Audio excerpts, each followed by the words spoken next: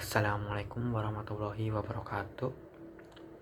Di sini saya Muhammad Rifal Syawarudin dengan nomor NPM 1220347. Di sini saya akan menjelaskan tentang budaya manajemen pengetahuan organisasi yang diampu oleh dosen Bapak Sandi Nasruddin Wibowo, SEMM.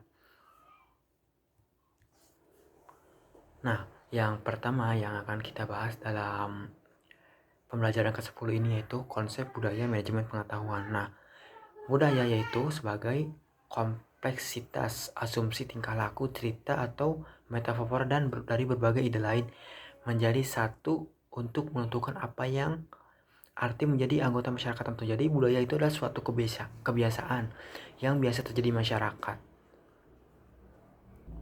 Nah, menurut Mulyono pada tahun 2009, budaya adalah pola semua suasana, materi atau semua perilaku yang sudah diadopsi masyarakat sebagai cara tradisional atau pemecahan masalah anggotanya. Itu menurut Mulyono pada tahun 2004. Nah, sedangkan sudut pandang budaya itu sendiri ada 3. Yang pertama, budaya merupakan produk konteks pasar. Pasar-pasar di tempat organisasi yang beroperasi, peraturan yang menekankan dan sebagainya. Budaya merupakan produk struktur dan fungsi yang ada dalam organisasi. Misal, organisasi yang tersentralisasi berbeda dengan organisasi yang disentralisasikan. Nah, dan yang nomor 3 ada budaya merupakan produk atau sikap orang dalam pekerjaan mereka. Hal ini berarti produk perjanjian psikologi selama individu dan organisasi.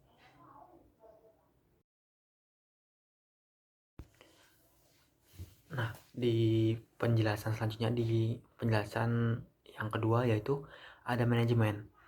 Manajemen sendiri diambil dari kata manage yang artinya mengatur. Nah, dalam manajemen sendiri ada masing-masing penjelasan yang mencakup.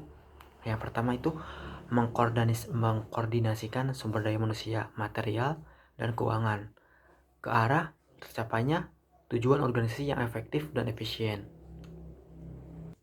Dan yang kedua ada menghubungkan organisasi dengan lingkungan luar dan atau untuk menanggapi suatu kebutuhan masyarakat.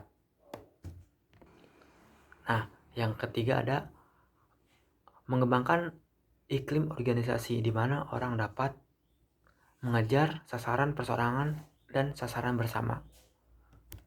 Nah, yang keempat ada melaksanakan fungsi sesuatu yang diterapkan, seperti menentukan sasaran, merencanakan, merakit sumber daya, dan mengorganisir serta melaksanakan dan mengawasi. Nah, ini dalam pengertian manajemen sendiri ada planning, organizing, controlling. Nah, selanjutnya ada yang terakhir dalam manajemen mencakup yaitu melaksanakan pesan antar pribadi informasional dan memutuskan.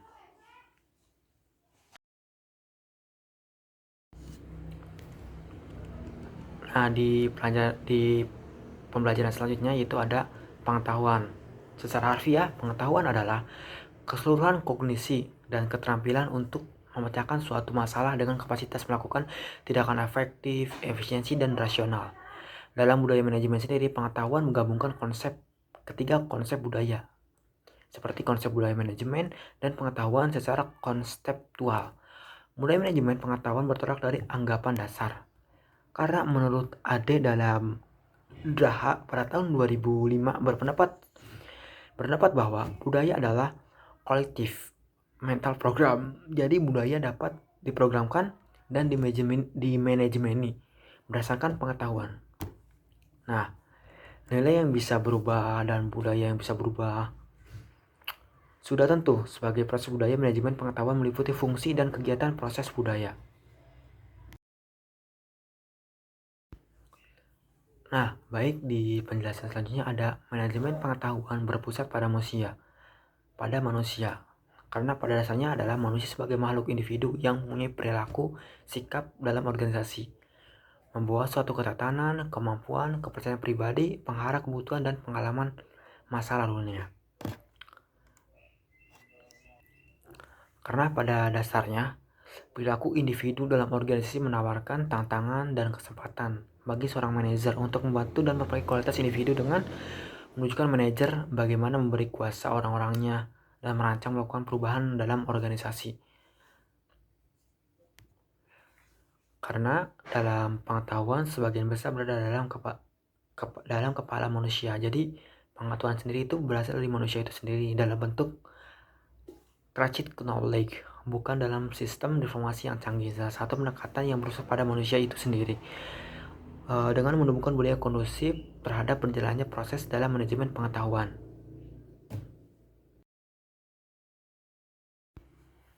Nah, di pembelajaran selanjutnya yaitu ada budaya sharing pengetahuan. Karena inti dari manajemen pengetahuan sendiri adalah knowledge sharing atau knowledge transfer. Karena melalui knowledge sharing terjadi peningkatan nilai dari pengetahuan yang dimiliki perusahaan. Seseorang tentunya yang melakukan knowledge sharing tidak akan kehabisan pengetahuan yang dimilikinya. Tetapi justru melipat gandakan nilai pengetahuan bila sudah dimiliki dapat dimanfaatkan banyak orang. Jadi seseorang yang mempunyai knowledge sharing tidak akan kehabisan. Jadi orang yang punya knowledge sharing itu akan terus belajar untuk mendapat pengetahuan yang dimilikinya.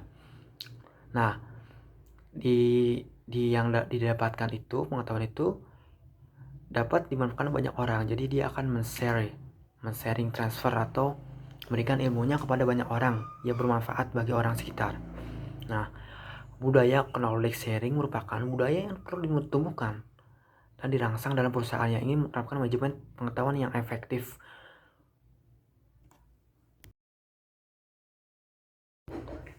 Nah, baik, di penjelasan selanjutnya yaitu ada unsur budaya sharing pengetahuan.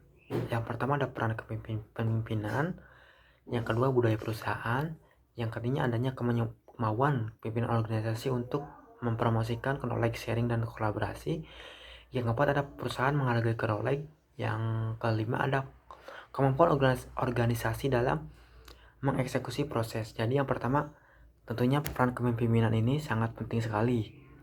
Nah, dalam peran kepemimpinan ini karena pemimpin sangat berpengaruh untuk memberikan target ke depan perusahaan untuk merumuskan visi misi yang keterlibatan langsung dan memberikan dukungan kepada karyawannya. Yang kedua tentunya budaya perusahaan yang memberi iklim kepercayaan dan keterbukaan kepada seorang manajer maupun seorang karyawan. Nah, yang ketiga itu adanya kemampuan pimpinan organisasi untuk mempromosikan. Jadi pimpinan organisasi atau seorang manajer harus mempromosikan knowledge sharing dan kolaborasi ke karyawannya agar target yang diinginkan tercapai bagi sebuah perusahaan. Nah, di yang keempat itu ada perusahaan menghargai. Jadi perusahaan harus menghargai knowledge, pembelajaran dan inovasi. Nah, yang kelima ada kemampuan organisasi dalam mengeksekusi proses transformasi dengan mulus dan efektif. Ini menurut Tobing pada tahun 2007. Nah, baik, di pembelajaran selanjutnya yaitu ada gambar kerangka knowledge sharing. Nah, yang pertama di tengah-tengah itu ada fasilitator dan sharing champions. Nah, si fasilitator ini itu kan ada tanda panah, jadi harus memberi kepercayaan terus kepada media. Nah, di sebelah kirinya itu si fasilitator harus memberi kepercayaan kepada peserta, dan yang ke atas yaitu si fasilitator harus memberi kepercayaan kepada kontributor.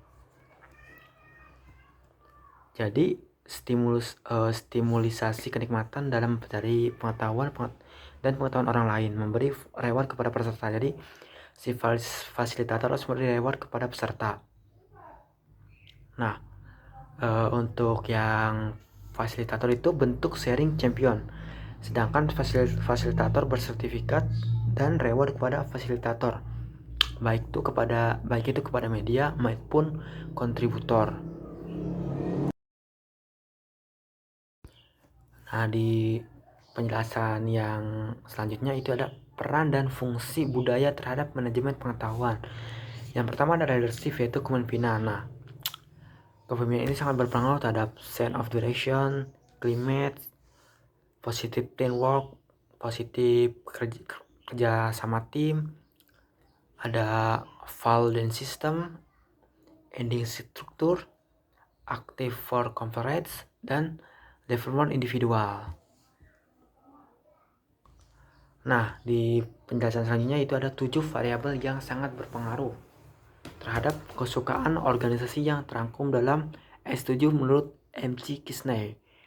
Yang pertama ada struktur, sistem, style, skill, strategi. Nah, yang pertama itu ada struktur. Yang kedua ada sistem suatu organisasi. Yang ketiga ada style atau gaya. Nah, yang keempat ini ada staff. Yang kelima ada skill. Dan yang keenam ada strategi. Nah, share values ini sangat berpengaruh terhadap 6, yaitu struktur, sistem, style, staff, skill, strategi.